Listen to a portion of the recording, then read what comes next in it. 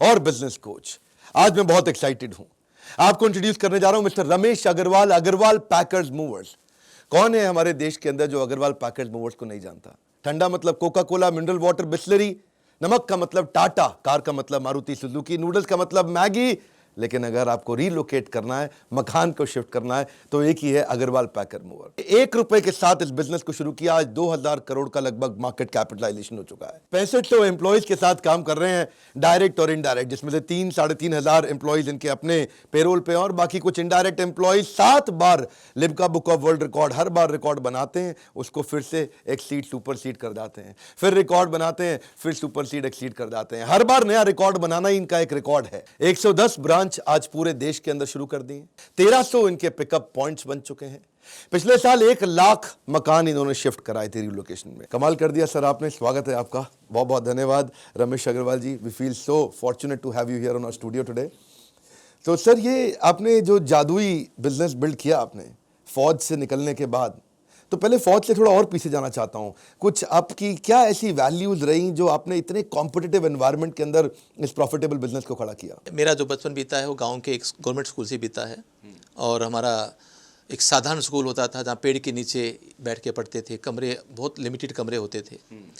Government school 10वीं तक का स्कूल था। तो एक बार मास्टर जी ने कहा कि भाई नज़दीक के शहर में, हिसार हमारा शहर होता था, वहाँ सर्कस लगा हुआ है, जो भी विद्यार्थी सर्कस में जाना होगा उसको 2 रुपये जमा कराने होंगे। मैं किसी तरह 2 रुपये अपने घर से मैनेज कर पाया और मास्टर जी को जमा करा दिए। अगले दिन हम सर्कस के लिए निकल गए बस के अंदर, और वहाँ लिखा हुआ था कि जो 12 साल से ऊपर होगा उसकी पूरी टिकट, और 12 साल से कम होगा उसकी टिकट माफ होगी। मेरी उम्र 12 साल थी, 12 साल से 2-3 महीने ऊपर थी। तो मास्टर जी ने कहा कि रमेश, तुम तो बहुत छोटा दिख रहा है हाइट के अंदर, तो कोई 11 साल का भी कह दे तो कोई बड़ी बात नहीं है। तो अपने को वहाँ पूछे तो बोल देना कि मैं सर 12 साल से छोटा हूँ। मैंने कहा नहीं सर, मैं तो 12 साल से ऊपर हूँ ना। बोला कि मैंने कहा ना, कौन पूछने वाला, तुम बस बोल देना। हम सब सर्कस में चले गए, जिसमें बैठ के देखने लगे। मैं 5-7 मिनट के बाद सर्कस से बाहर निकल आया। निकलने के बाद दूसरे लड़के ने कहा कि मास्टर जी, रमेश तो बाहर निकल गया। तो मास्टर जी बाहर आए, पूछा भी क्या हुआ? बोला सर, मेरी टिकट तो है नहीं, मैं तो सर्कस नहीं देखूंगा। तेरे से कोई पूछ रहा है, कोई चेकिंग कर रहा है, फिर तू क्यों निकला? बोला जी ना, 2 रुपये आपको दिए ही है, 50 पैसे भी उसमें आते हैं, तो आप मेरी टिकट क्यों नहीं लेते? मास्टर जी को गुस्सा आया, भाग गया, एक टिकट लेकर आया और मेरे हाथ में थमा दी। बोला अब तो देखेगा। तो मैं अंदर चला गया, मैंने सर्कस देखा।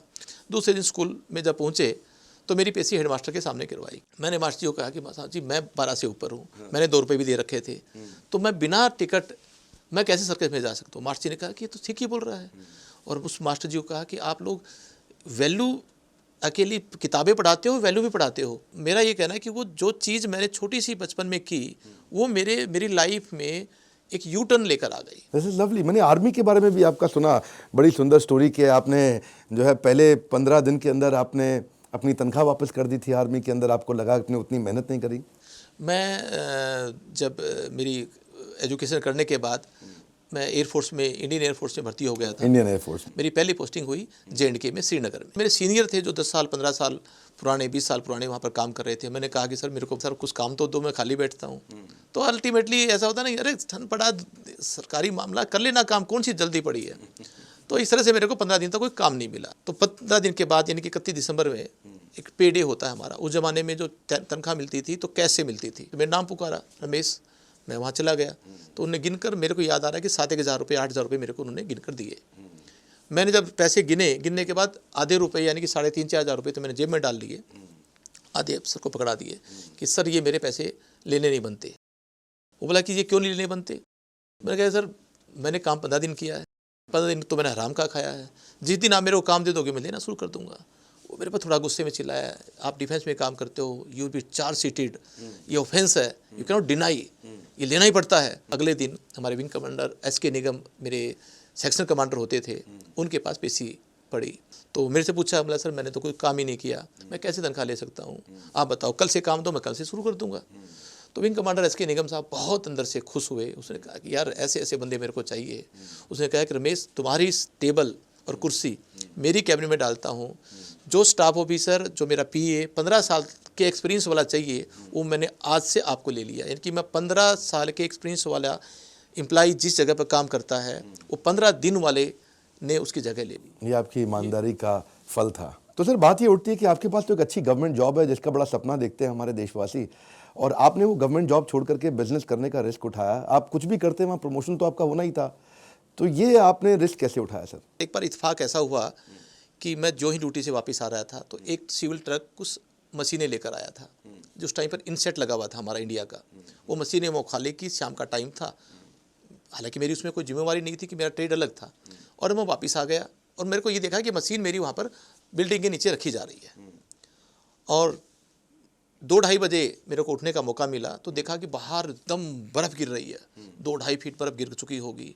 और मेरे को तुम रिकॉल किया कि वो मेरी मशीनें भी आज बर्फ़ में बिकी होगी, और मैं खुश हो रहा था कि ये मशीन लगेगी, लगने के बाद हम विल डू वंडर, हम बहुत नया करेंगे इन मशीनों से, नई नई चीज़ हमारे को वेदर फोरकास्टिंग में काम आएगी।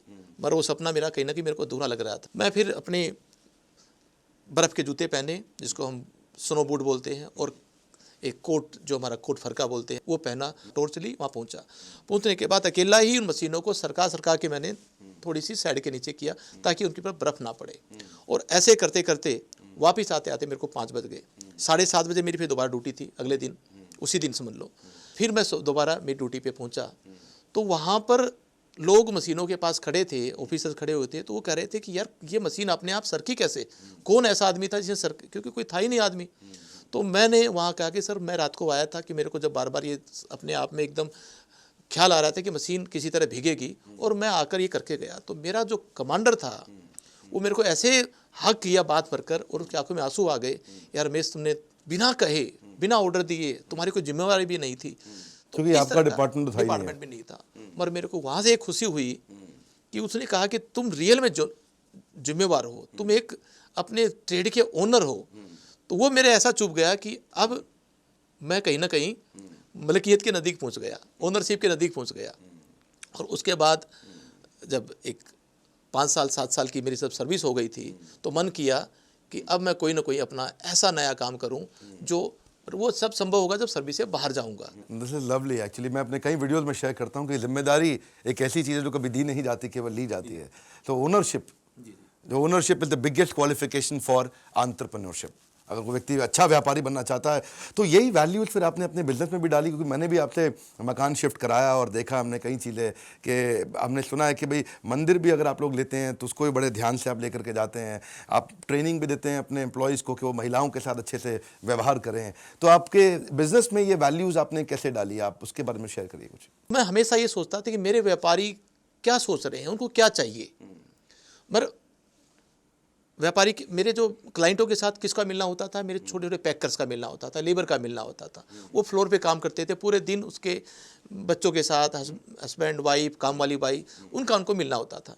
तो मैं सोचा कि फीडबैक मिले कैसे मेरे को। तो हमारे एक दिन हमने बना रखा है, दैट इज कॉल्ड मंथन डे। मंथन डे एवरी मंथ के 4 तारीख को 8:30 बजे से लेकर 9:30 बजे तक फिक्स टाइम है। कोई संडे हो मंडे हो, वो मंथन डे होगा ही जरूर। स्टार्टिंग में तो लोग कहते हैं कि धीरे सी कौन जी अपन बहुत बढ़िया है, अपने से गलती होती नहीं। तो धीरे से कोई एक आदमी जैसे खड़ा हो जाता है और बताता है कि फलां फलां जी मेरे को ऐसा लगा कि क्लाइंट के यहाँ दर्द था, तो उसको हम 500 रुपये इनाम दे देते हैं और ताली बजवा देते हैं। जो ही उसके पास 500 पहुँचे तो दूसरा, तीसरा, चौथा सब खड़े हो जाते हैं, एक एक गलतियाँ बताते हैं। ये सारी गलतियों को समेट कर थिंक टैंक में डालते हैं हम, और थिंक टैंक से फिर निकलता है रिजल्ट्स। वो रिजल्ट इम्प्लीमेंट हो जाता है, वो मेरे रूल रेगुलेशन का हिस्सा बनता है। तो आप लोगों को इन्वॉल्व करके उन्हीं से प्रॉब्लम लेते हैं और उन्हीं से सोल्यूशन भी, उन्हीं सोल्यूशन बनते हैं। और वही एक कारण बना जो आपने कहा कि मंदिर का स्टिकर। मेरी एक बार पैकिंग चल रही थी ग्रेटर क्लास में, माननीय उस टाइम के फॉर्मर TN शेषन जी के घर में, चीफ इलेक्शन कमिश्नर। उनको गुस्सा आया और उसने मेरे को फ़ोन किया। मैं भाग कर गया, मैं सर बताओ क्या है। बोला कि आप लोगों को, आदमियों को अक्ल ही नहीं है, जूते पहनकर मेरा मंदिर पैक कर रहे हैं, भगवान की मूर्ति है, मेरे तो भगवान को नाराज़ कर दिया। तो मैंने कहा सर ये ट्रेनिंग मैंने कभी आज तक दी नहीं। और मैंने क्या किया कि पहले जूते निकालो, हाथ साफ करो, मंदिर उस पैकेट में डालो, उसका स्टिकर बना दिया जिसमें मंदिर और उसका एक स्टिकर है हमारा जो चिपका देते हैं और 1 नंबर बना देते हैं। और डेस्टिनेशन के ऊपर मद्रास में जब वो पहुंचा तो सूचना मिल जाती है ऑटोमेटिकली कि 1 नंबर मंदिर है, स्टिकर लगा हुआ है। तो आपको जब उसको उतारना है तो आप पहले जूते निकालो, हाथ साफ करो, और वो उसको मंदिर को का सामान या फोटोज निकाल कर जहाँ जगह सर कहे वहाँ रखवा देना। चढ़ते वक्त भी सबसे पहले मंदिर उठा लिया, उतरते वक्त भी सबसे पहले मंदिर उठा लिया, उससे मैं जूता उतार के हाथ साफ करके धो के सब कर लिया। तो वो एक तरह से हमारा कोड ऑफ कंडक्ट बन गया और उस दिन के बाद किसी का भगवान नाराज़ नहीं हुआ। आज तक लोग इसको एक एग्जाम्पल देते हैं, यार आपके लोग मंदिर का बड़ा ध्यान देते हैं। महिलाएं घर में अकेली रहती हैं, उसके लिए आप क्या ट्रेनिंग देते हैं कि महिलाओं के साथ कैसे, कुछ भी हो सकता है, लेबर जा रही है, आप कहाँ तक कंट्रोल करेंगे? एक ऐसी ट्रेनिंग दी गई है कि जब भी महिला आपके सामने निकले पैकिंग करते टाइम पर, तो आप 1 फीट स्टेप पीछे लेकर नीचे हो जाओ और महिला को पास दे दो। और एक बार 2 बार करोगे तो महिला आपके पास ही नहीं निकलेगी, वो दूर से निकलेगी। वो सम्मान उनको ट्रेनिंग का हिस्सा बना कभी दिया। ऐसी दुर्घटना सुनने को आई आपको? 32 साल में केवल लोग इसलिए याद करते हैं अकेले कि जी अग्रवाल पैकर को बुला लिया, तो बोला जी शांति से घर में कुछ भी नहीं हो सकता।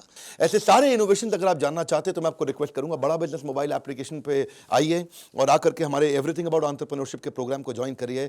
मिस्टर रमेश अग्रवाल आपको वहां एक प्रोफेसर की तरह आके इनोवेशन के सारे बिजनेस लेसन सिखाएंगे और जहां से आप अपने बिजनेस में इंप्लीमेंट करके नेचुरली बहुत बड़ी ग्रोथ ले सकते हैं। मैं रमेश अग्रवाल, चेयरमैन अग्रवाल पैकर्स मोर लिमिटेड, और मैं आप लोगों को इनवाइट करता हूं, आप बड़ा बिजनेस मोबाइल ऐप को डाउनलोड करें। केवल लाभ ही नहीं होगा, आप अपने आप में एक महसूस करोगे कि यस हमने कुछ पाया।